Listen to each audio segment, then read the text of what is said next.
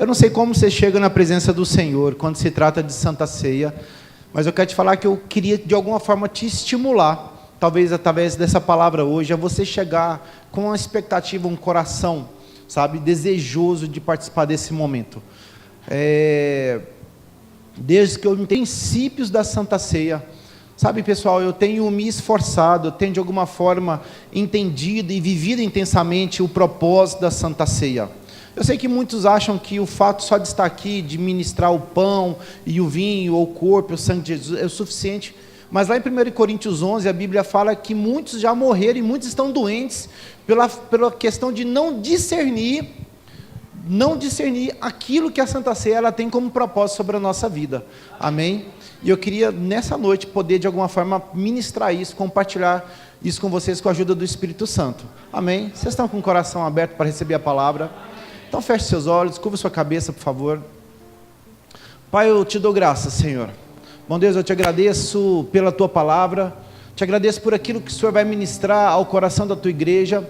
Pai, obrigado, Senhor, eu te agradeço porque eu creio que a tua palavra ela é viva, a tua palavra ela é eficaz ao ponto de discernir, de separar, de gerar propósito no coração da tua igreja.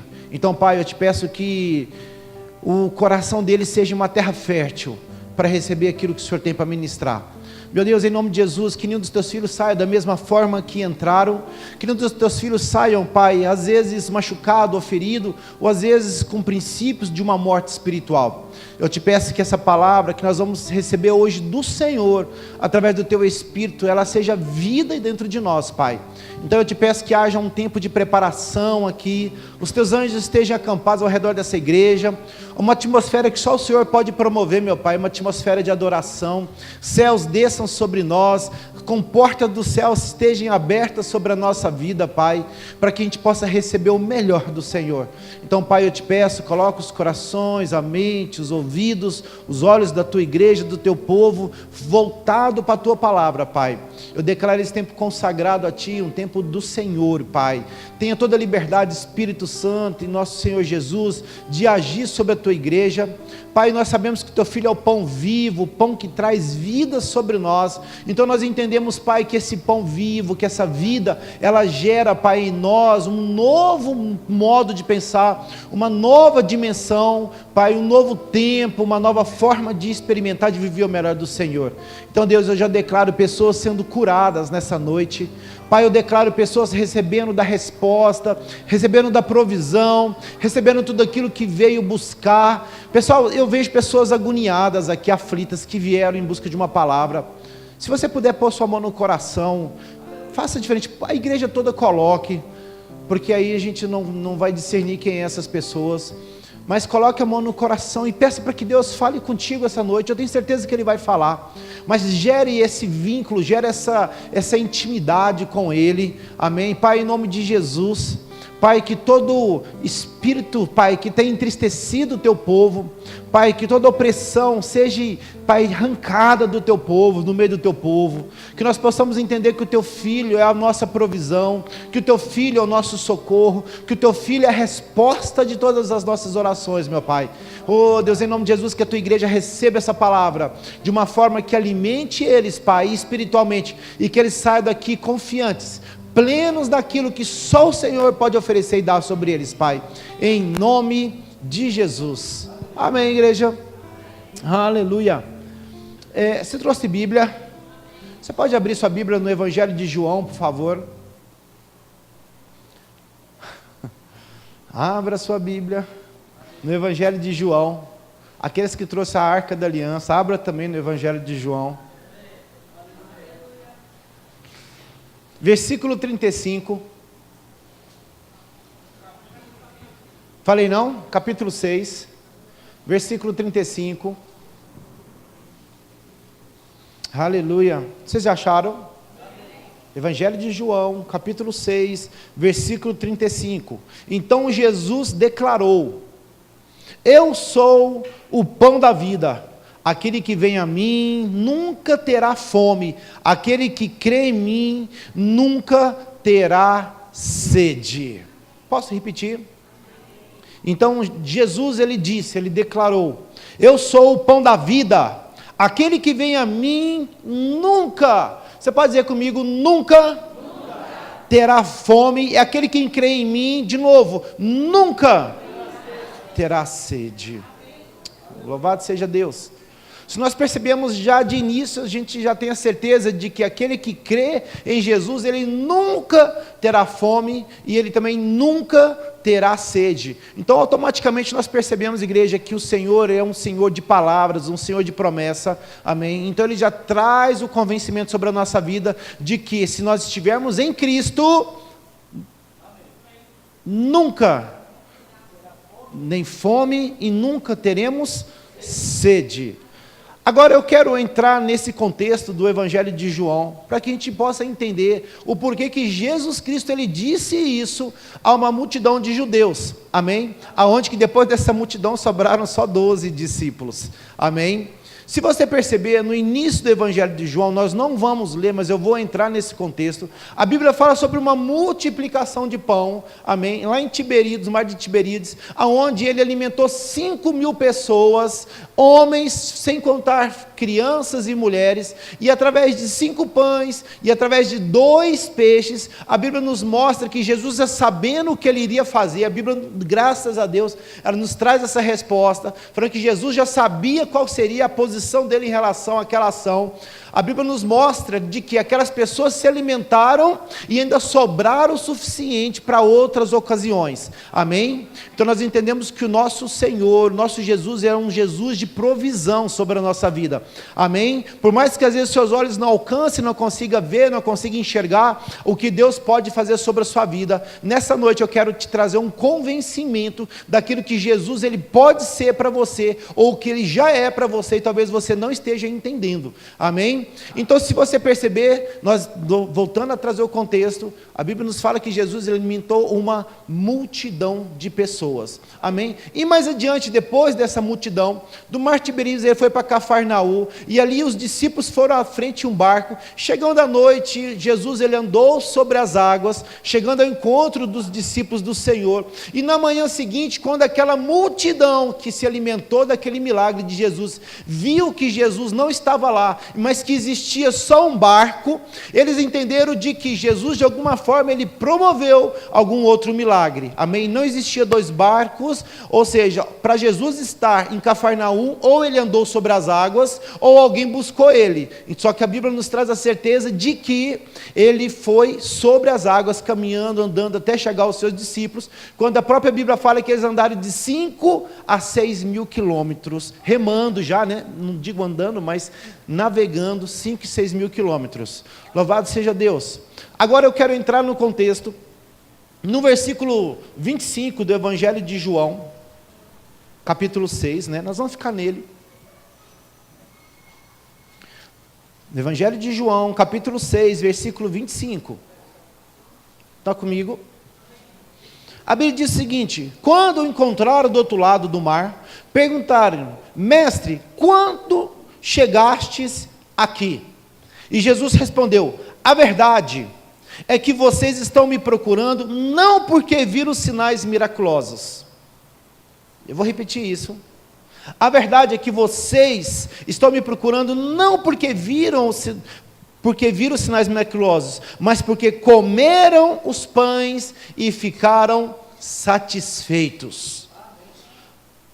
A verdade é que eles não procuravam Jesus porque viram os sinais, mas porque eles comeram os pães e ficaram satisfeitos. E aí no versículo 27, ele continua, de alguma forma, chamando a atenção dos judeus, e ele dizia: não trabalhem pela comida que se estraga, mas pela comida que permanece para a vida eterna, a qual o Filho do Homem lhes dará. Deus, o Pai, nele colocou o seu selo de aprovação. Então lhe perguntaram: o que precisamos fazer para realizar as obras que Deus requer de nós? Eu não sei se você já tem percebido, ou está percebendo onde eu quero chegar, mas a Bíblia nos mostra que existia uma multidão de judeus. Acredito que aqueles 5.000 judeus também que experimentaram de se alimentar de um milagre de Jesus, a Bíblia fala que eles chegaram atrás, à busca de Jesus, a fim de que eles pudessem de alguma forma se alimentar novamente. Agora eu quero separar dois grupos de pessoas que existem dentro do meio cristão. São aqueles que buscam o Deus pelos seus milagres, e são aqueles que buscam os milagres através de Deus, amém? Ou seja, nós entendemos que hoje, no meio cristão, existem pessoas que veem ao Senhor somente para poder se alimentar, para buscar algo material, só que existem aqueles cristãos que vão ao Senhor para que possa receber ou ter uma comunhão com Ele. Amém? Lógico que nós somos daqueles que têm uma comunhão com o Pai. Amém? Não somos daqueles que só queremos se alimentar ou sucumber. Mas se nós formos perceber, a Bíblia nos mostra que Jesus, ele começa a questionar aquela multidão, pelo fato de que eles buscavam Jesus não pelos seus milagres, mas por aquilo que poderia encher a sua barriga. E aí Jesus, ele começa a gerar um diálogo entre eles, Jesus começa a questionar, Jesus começa a mostrar quem realmente ele era, amém, dizendo que ele era um filho aprovado do Senhor, e de que eles poderiam realmente fazer as obras que Deus exigia deles. E aí eles questionaram, quais seriam essas obras? Está aqui embaixo. Que sinal miraculoso, 29, Jesus respondeu, a obra de Deus é esta, crer naquele que Deus, ou que Ele enviou. Ou seja, o que a vontade do Senhor tem para a nossa vida é que a gente venha a crer em Jesus Cristo. Ou seja, aquele tipo de pessoas que busca o Senhor somente por um milagre, ou existe aquele tipo de pessoas que busca a Deus pelo que Ele é, e pelo que Ele é sobre a nossa vida, o que Ele pode proporcionar. Agora deixa eu te falar uma coisa, talvez você possa falar, pastor, a minha Bíblia mostra que existe uma multidão de judeus que realmente experimentaram de milagres, comeram de pães, se fartaram em Caná da Galileia, onde houve um casamento, e Jesus, ele fez com que o vinho novo fosse melhor, ou a segunda dose de vinho fosse melhor. Agora deixa eu te falar, o que Jesus quer de nós não é isso.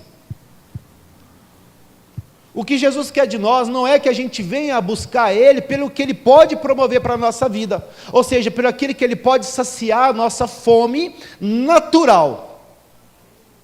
Porque se nós formos perceber no Evangelho de Mateus, capítulo 6, é dito claro, buscai primeiro o reino de Deus, e as demais coisas serão atribuídas, o que de comer, o que de beber e o que de vestir. Então nós entendemos que quando nós tiramos nossos olhos das coisas naturais, e voltamos para aquele que é o autor e consumador da nossa fé, automaticamente Ele começa a promover sobre a nossa vida as nossas subsistências. Agora, irmãos, se a gente não tirar os olhos de um Jesus que só promove milagres, nós nunca vamos experimentar o melhor dele sobre a nossa vida. Se nós não tirarmos os olhos das nossas necessidades, ou se nós só olharmos ao Senhor, quando Ele só pode promover algo para nós, nós esquecemos e entendemos de que dessa forma, nós nunca vamos poder experimentar o melhor dele. E aí é onde entra as frustrações ministeriais, aonde entra pessoas que veem a presença do Senhor, que se reconciliam com Deus, que aceitam Jesus, mas na primeira circunstância de tribulação, de fome, de nudez, de problemas como esse, deixa Deus de lado e começa a crer na sua própria força. Romanos capítulo 8 diz claramente, o que diremos então diante das circunstâncias? Se Deus é por nós, quem será contra nós? Aí Paulo começa a falar, será nudez, será fome, será perseguição que nos afastará do amor de Cristo? E ele conclui, mas em todas as coisas, somos mais do que vencedores. Agora onde eu quero chegar, eu quero mostrar para vocês, como eu disse lá em 1 Coríntios 11, de que muitos estão morrendo, e muitos já estão doentes ou enfermos, por quê? Porque não conseguem entender a realidade, quem é Cristo sobre a nossa vida. E se eu te perguntasse nessa noite, e se Cristo, e se Deus não fizesse nenhum milagre sobre a sua vida, você continuaria servindo a Ele?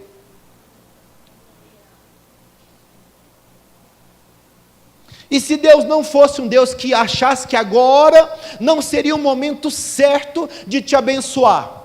Eu sou pai, eu sei muito bem o momento certo de abençoar minha filha. Eu sei os momentos, as ocasiões oportunas, onde eu sei que quando eu dou algo para ela, aquilo ali vai ser um ápice, vai ser algo excelente.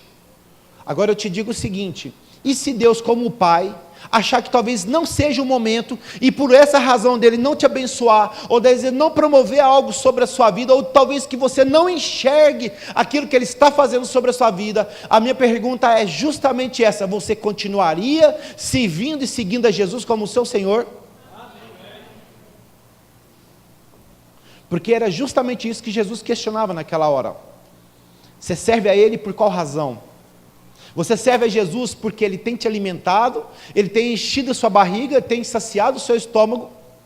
Ou você serve a Jesus porque Ele é o seu Senhor, e mesmo sem você entender, você sabe que Ele te resgatou do reino de trevas, e te trouxe para o reino de luz, e você sabe que sobre a sua vida existe uma salvação, e que você herdará aquilo que só Deus pode te oferecer? 1 Coríntios capítulo 15 fala que se nós cremos em Jesus somente para essa época, medíocre e pequeno nós somos. Sabe, igreja, é chegado o fim dos tempos. Eu não sei se você tem percebido isso. Não fui eu. É chegado o fim do tempo, e eu não sei se vocês têm percebido isso, mas hoje, no nosso meio, poucas são as pessoas que falam e que dialogam sobre a salvação. Poucos são as pessoas que têm entendimento acerca da salvação. Paulo mesmo falava: entre morrer e viver, eu sei que morrer hoje para mim é lucro, porque eu vou estar ao lado do Senhor, mas eu sei que eu preciso estar aqui por causa dos meus irmãos. Ou seja, Paulo, ele trazia o entendimento, ele tinha a visão e a certeza de que se ele fosse hoje aos céus, se ele morresse, subisse ao Senhor, ele estaria em lucro. Mas sabe, igreja, o que nós temos hoje é voltado os nossos olhos somente ao nosso estômago, ou seja, somente interessado naquilo que o Senhor ele pode promover hoje sobre a nossa vida, sobre aquilo que Ele tem dado hoje para nós. Ou seja, se Ele não promoveu nada sobre a sua vida, talvez você não ache que o Senhor, Ele seja Senhor sobre a sua vida. E em todo tempo é isso que Jesus falava: olha, eu sou o pão da vida. Aquele que vier a mim não terá fome, não terá sede. Agora vamos continuar. Versículo 30, perguntaram: que sinal miraculoso mostrará para que o vejamos e cremos em ti? O que farás? Os nossos antepassados comeram o maná do deserto, como está escrito: Ele lhes deu a comer pão dos céus. E aí declarou Jesus: digo-lhes a verdade. Primeiramente, ele fala assim, que não foi Moisés que lhe deu o pão dos céus, mas é o meu Pai quem lhe dá os verdadeiro pão do céu, pois o pão de Deus é aquele que desce do céu e dá vida ao mundo. Sabe, igreja, quando nós entramos na presença do Senhor, quando nós falamos sobre Santa Ceia, nós entendemos que nós estamos recebendo de uma centelha, de uma parte, de um DNA, da presença de Jesus Cristo em nós. Agora ele dizia que Moisés não foi aquele que supriu a fome naquela população, mas foi Deus que supriu. Você está comigo? Só que ele diz que é mesmo aqueles que se alimentaram do maná, eles morreram, mas aquele que se alimentar de Jesus Cristo terá a vida eterna. Agora eu quero que você vá lá para Êxodo 16, nós vamos entender essa história, por que aqueles judeus falaram sobre isso. Êxodo 16,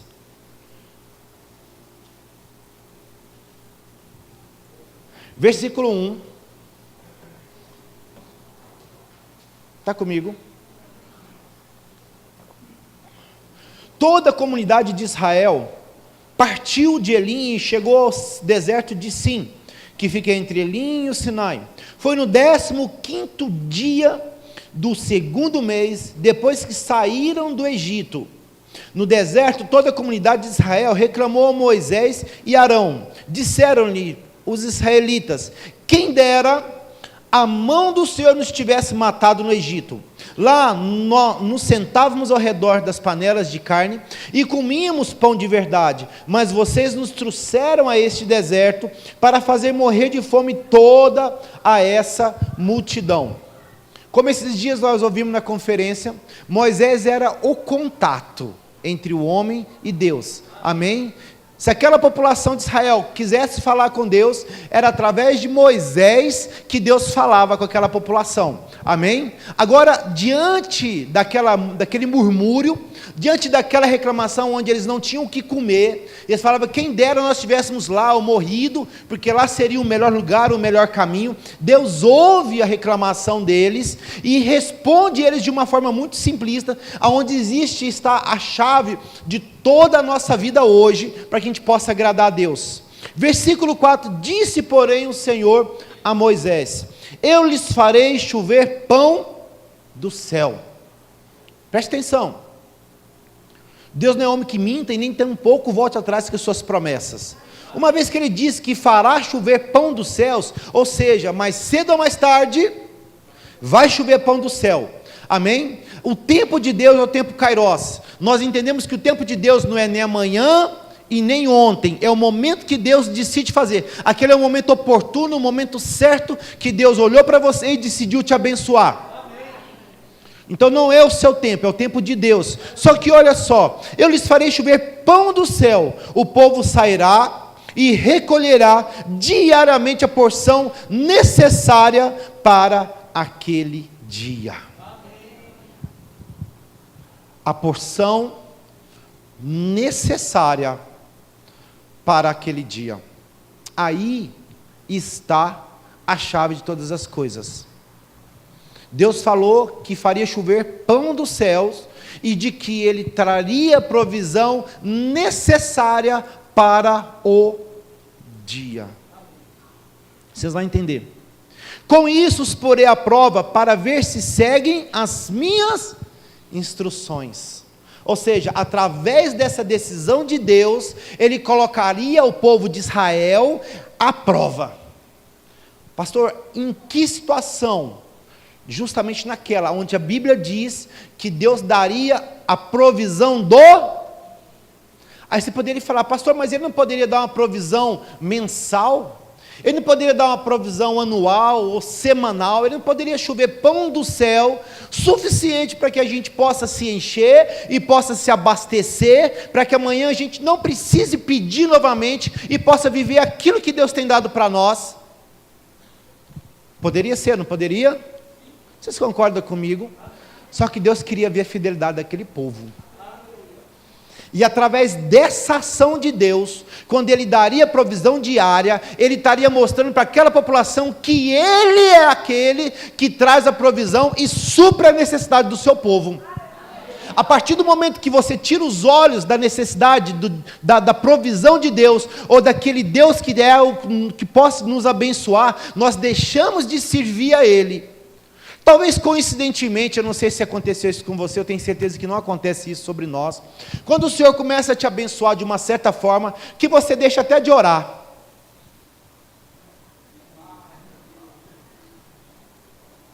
Que você esquece que existe Deus. Está tão bom sua vida, está tão excelente, que você deixa Deus de lado.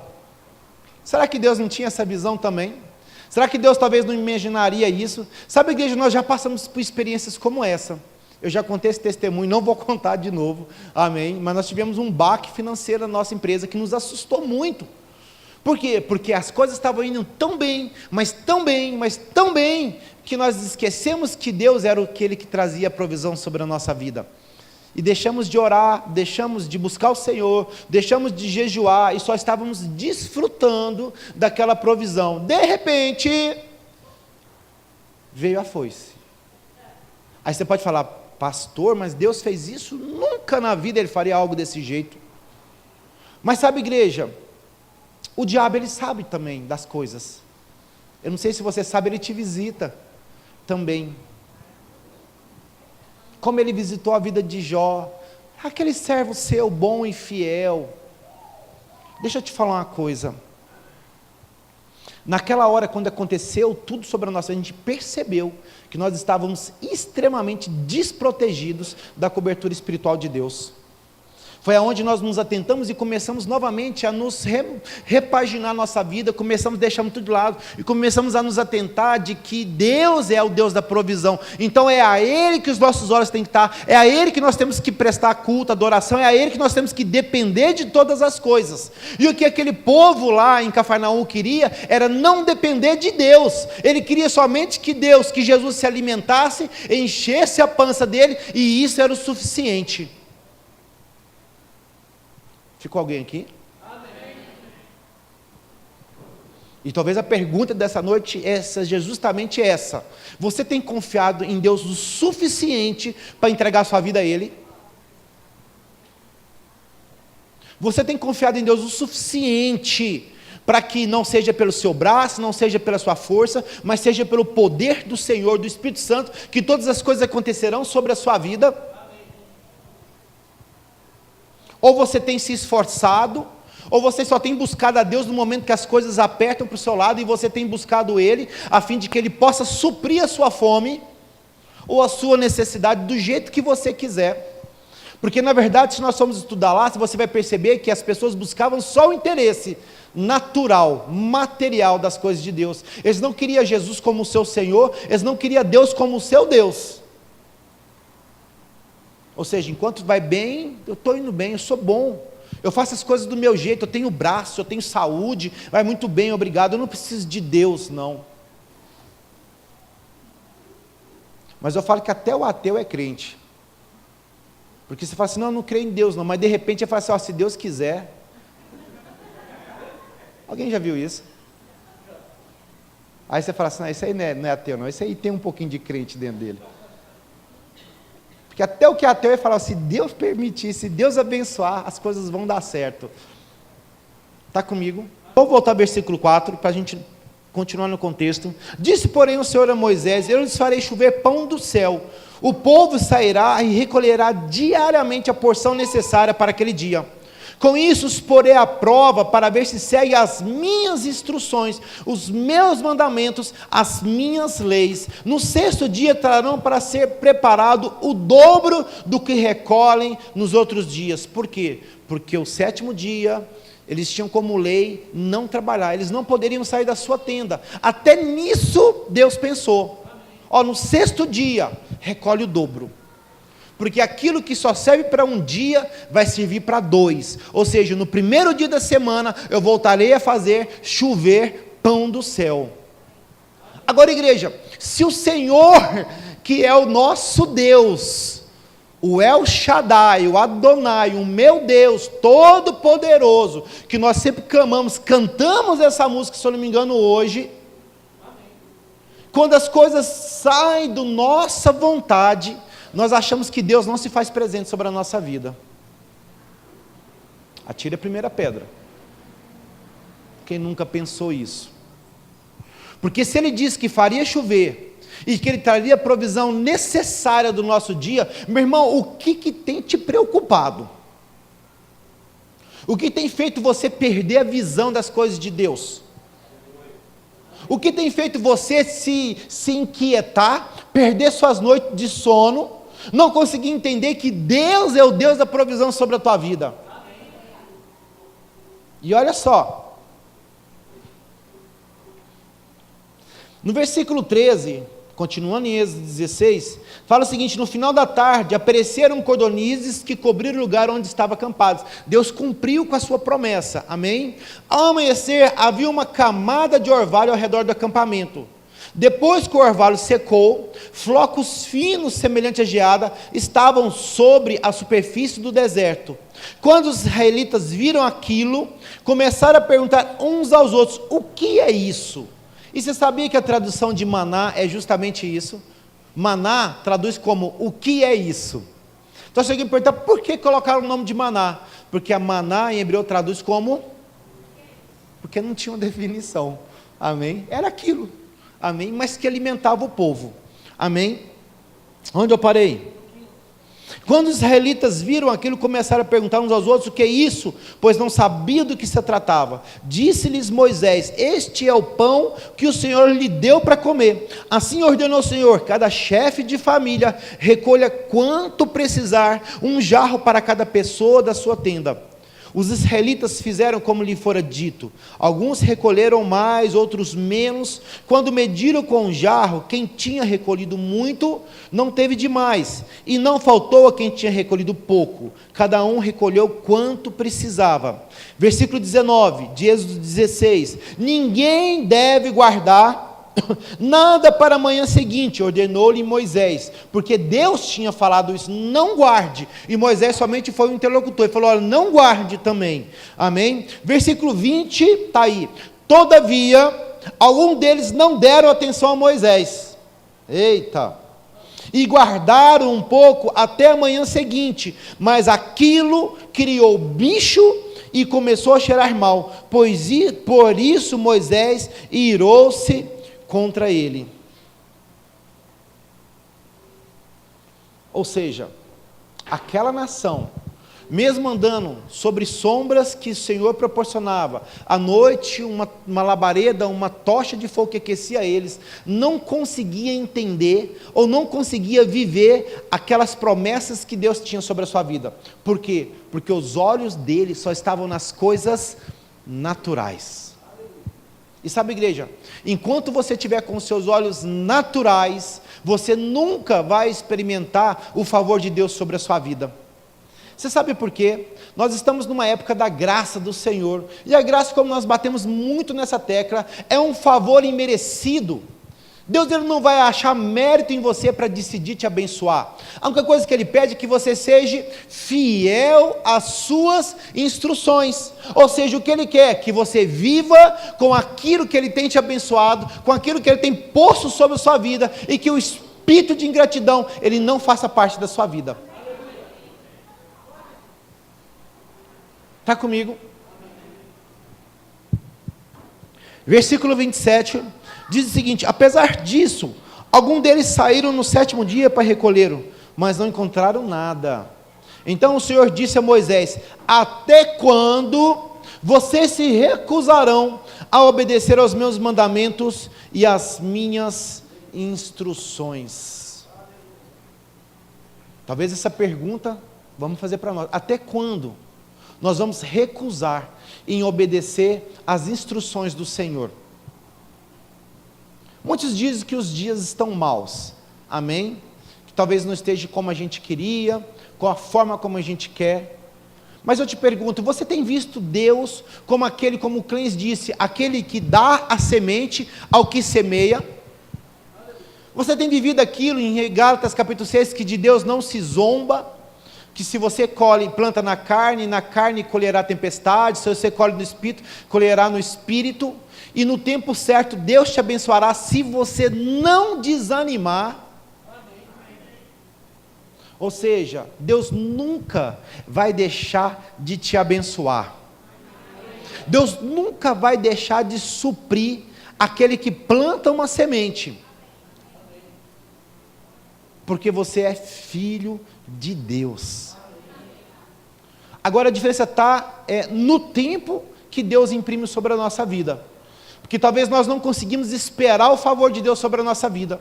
Talvez nós não conseguimos obedecer às alianças, às instruções que Deus tem para nós. Se Deus fala que por nenhuma razão faltará nada para nós, por que nós andamos preocupados? Porque se a Bíblia fala que não será fome, nudez, tribulação, mas em todas as coisas somos mais do que vencedores, por que nós andamos preocupados? A Bíblia te traz instrução. Buscai primeiro, e as demais coisas serão atribuídas. Então a Bíblia nos orienta de que é necessário que primeiro nós buscamos a Deus, para que então Ele venha suprir as nossas necessidades. Se Ele fala que um bom lírio é bem vestido, que o Senhor Ele cobre, Ele veste um lírio do campo, com o melhor que Ele pode dar, por que não um filho de Deus, Ele não daria o melhor? E ele continua falando em Mateus 6, que são os pagãos que se preocupam com essas coisas, o que comer, beber e vestir.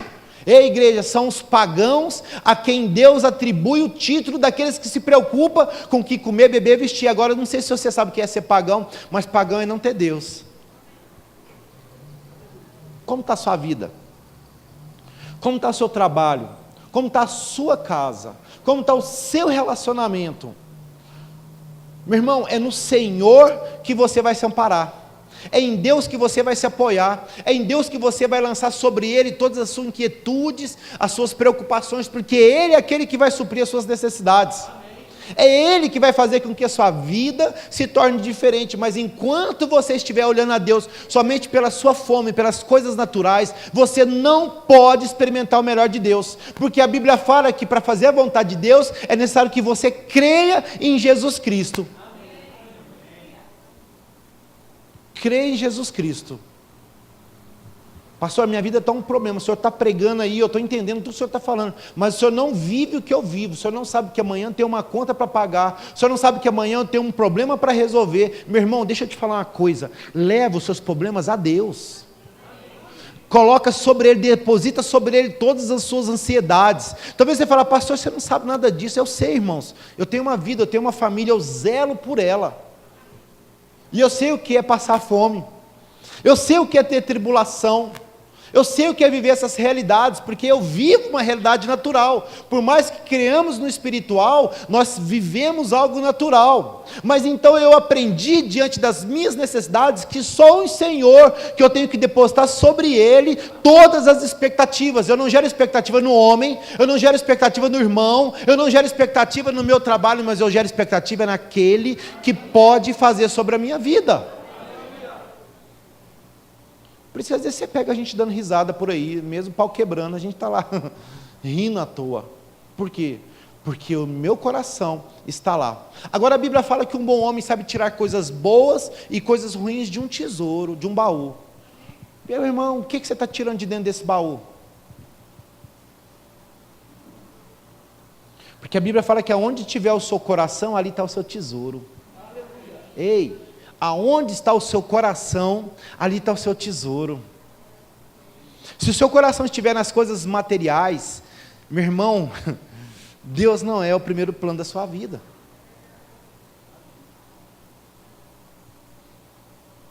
Nós somos muito bons para acordar cedo e falarmos, Pai, derrama daquela provisão, faça isso acontecer, faça aquilo acontecer sobre a nossa vida, mas nós nunca entregamos ao Senhor, Senhor, seja feita. E se eu te falar que a vontade de Deus é melhor que a sua? E se eu te falar que por mais que você ache que o que você quer é bom, Deus pode fazer melhor ainda sobre a sua vida? Porque a Bíblia fala que Ele pode fazer infinitamente mais de tudo que pedimos ou pensamos, de acordo com o seu poder que atue através de nós. Sabe, irmãos, deixa eu te falar, coloque a sua ansiedade no colo, no coração do Senhor, deposite nele todas as suas expectativas e deixe que Ele seja o seu Deus. Porque aonde está o seu coração, ali também há o seu tesouro. Então, se Ele diz que Ele vai trazer provisão, se Ele diz que Ele vai fazer sobre a sua vida, meu irmão, descansa. E começa como está lá em Filipenses 4, em tudo dai graças. Alegre no Senhor, novamente eu digo, alegre no Senhor. Você está comigo? Amém. Volta lá para João.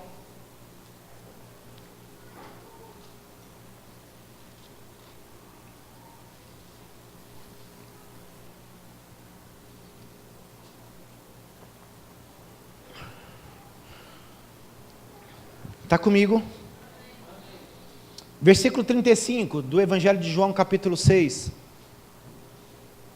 Então Jesus declarou, eu sou o pão da vida, aquele que vem a mim nunca terá fome. Lembra do que Deus disse lá em Êxodo 16? Eu vou fazer chover um maná sobre a sua vida, eu vou fazer chover provisão sobre a sua vida, e somente contente-se com aquilo que eu darei diariamente.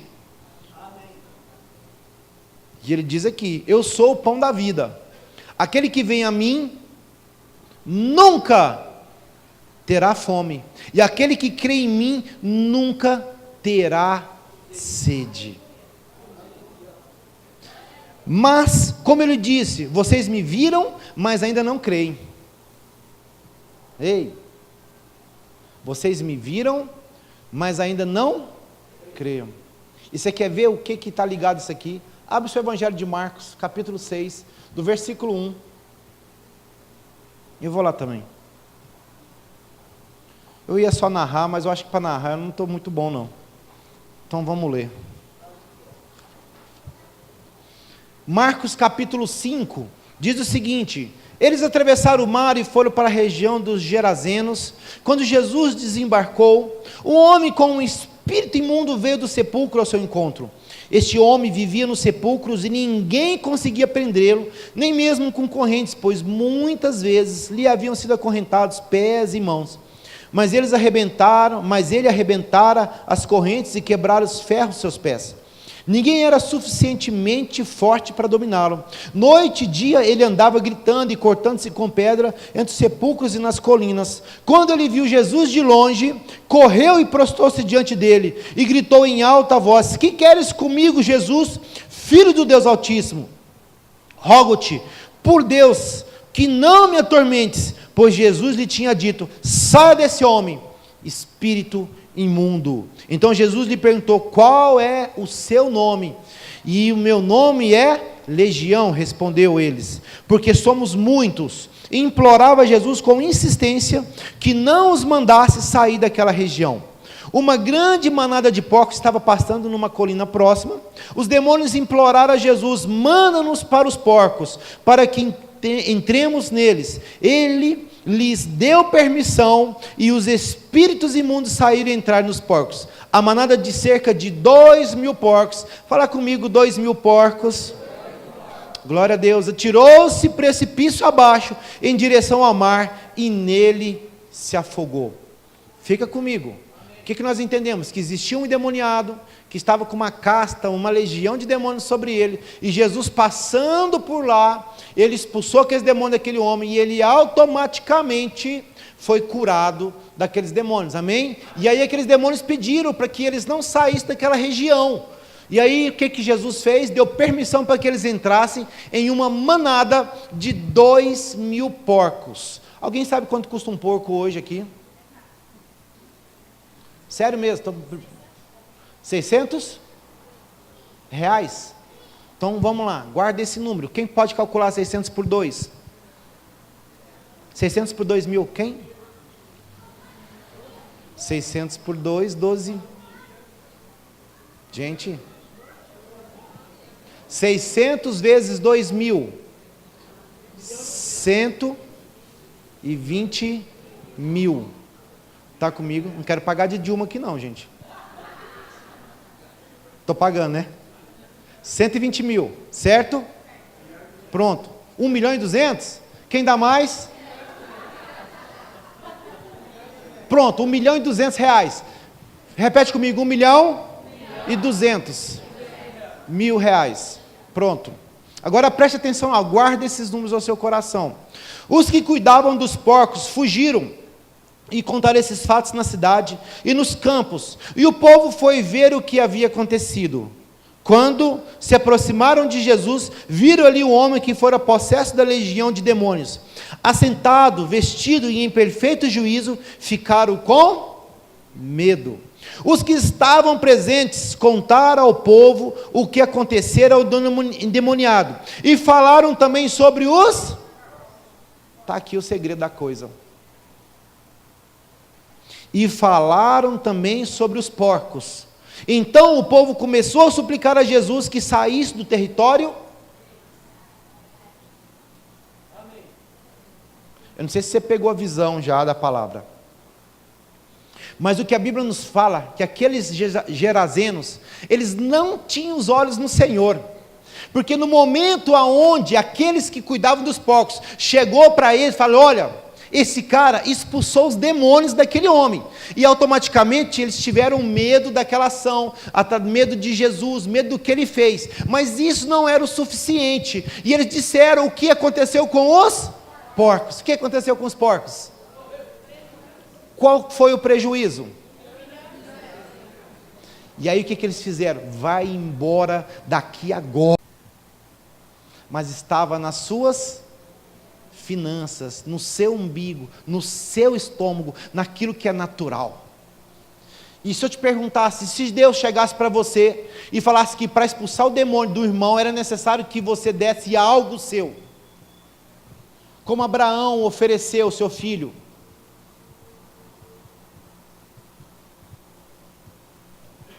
deixa eu te falar uma coisa, esses dias eu falei, teve um irmão que falou que ficou meio abalado, e se Deus pedisse para você dar o seu Isaac? Alô? E se Deus pedisse para você dar o seu Isaac nessa noite? Porque foi isso que Ele me pediu. E eu decidi dar. Não pedi para vocês dar nada não, amém? Falando para você pensar nisso. Os seus olhos estão na sua fortuna, os seus olhos estão naquilo que você tem como material, ou os seus olhos estão naquilo que o Senhor pode fazer sobre a sua vida. Amém. Meu irmão, deixa eu te falar uma coisa, se por ação de Jesus, Ele fez com que você tivesse um prejuízo natural de 1.200.000 reais, com certeza, a Bíblia fala que se você oferta essa manada de 2.000 porcos, através da lei da semeadura, você ganha infinitamente mais. Abra os olhos, abra a sua visão, abra os seus olhos. Cadê o seu Isaac nessa noite?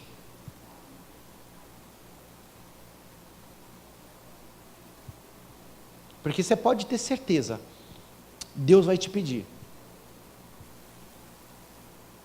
Mas cedo ou mais tarde, Ele vai te pedir. Para Ele justamente ver a sua fidelidade. Porque aquelas pessoas foram reprovadas, porque entre viver as maravilhas de Deus e as suas finanças, eles preferiram as suas finanças. Mateus capítulo 4, não precisa abrir, a Bíblia fala que depois que Jesus foi cheio do Espírito Santo, Ele foi por um jejum, um deserto de 40 dias, e um certo momento a Bíblia fala que Ele teve fome, e aí chegou o tentador, chegou o diabo diante dele, e aí ofereceu, se tu quiseres eu faço, não, ele falou o seguinte, se você quiser, peça que essas pedras virem pães, e aí Jesus respondeu, não só de pão viverá o homem, mas de toda palavra que procede da boca de Deus. Ei irmão, deixa eu te falar uma coisa, a sua vida, ela é movimentada, ela funciona através da palavra de Deus. Você não vive pelas coisas naturais, você desfruta, você experimenta, mas é Deus aquele que supre a semente da sua vida, é Deus que faz com que você seja mais do que abençoado, é Deus que faz com que você desfrute das benevolências dEle, a partir do momento que você tira os olhos das circunstâncias, tira os olhos dos seus problemas e começa a confiar naquele que é o autor e consumador da sua fé.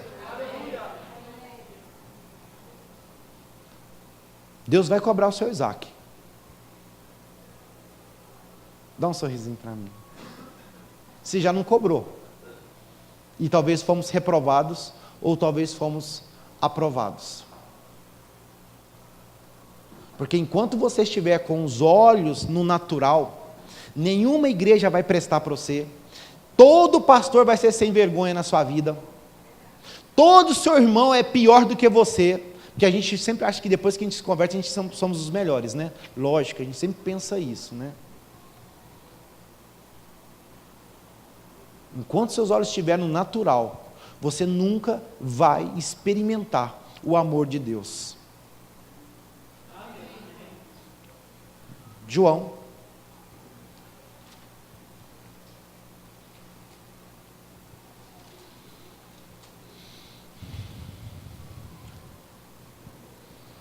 Versículo 51. Evangelho de João, capítulo 6. Vamos ficar nele.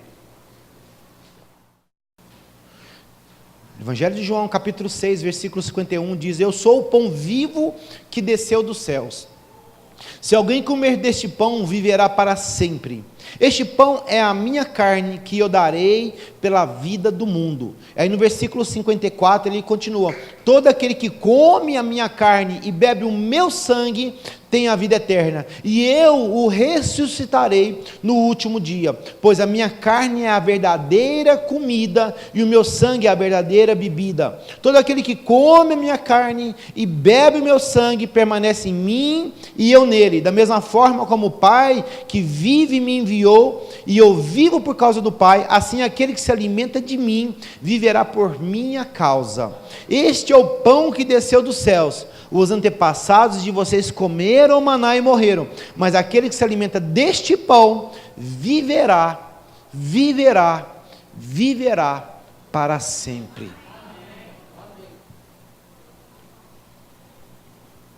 Aquele que come de Jesus, viverá para sempre.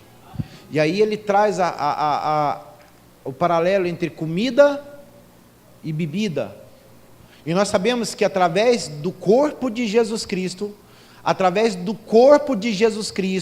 nós fomos libertos de toda maldição. Está comigo? A Bíblia fala no livro de Coríntios que Jesus se fez pobre para que hoje nós fôssemos ricos. A Bíblia fala em Coríntios que o Senhor é aquele que provém a semente para o semeador, ou seja, Jesus Cristo, ele permitiu que as comportas do céu estivessem abertas, para que hoje nós pudéssemos desfrutar do melhor dele, amém? Tem muito mais. A Bíblia fala que ele levou sobre si a nossa maldição. A Bíblia fala que ele levou sobre si as nossas enfermidades, as nossas doenças. A Bíblia fala que ele se fez pobre para que nós pudéssemos ser ricos. Ou seja, toda a sua provisão, toda a sua necessidade só virá através de Jesus Cristo.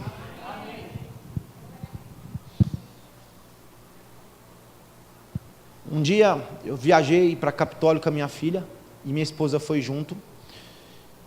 Naquele momento ali, de manhãzinha, eu fui tomar um café no hotel, e de repente eu vi um prato cheio daquele bolinho de chuvas. Alguém já comeu aquilo lá? Fica com inveja minha não, porque foi muito bom. E aí, naquele momento, eu cheguei para a Laurinha e falei: Laurinha, come desse bolinho que você vai amar. Ela olhou para mim e falou assim: eu não gosto. Eu olhei para ela e falei assim: mas você não comeu? Como é que você gosta? Você nunca experimentou. Mas eu não gosto.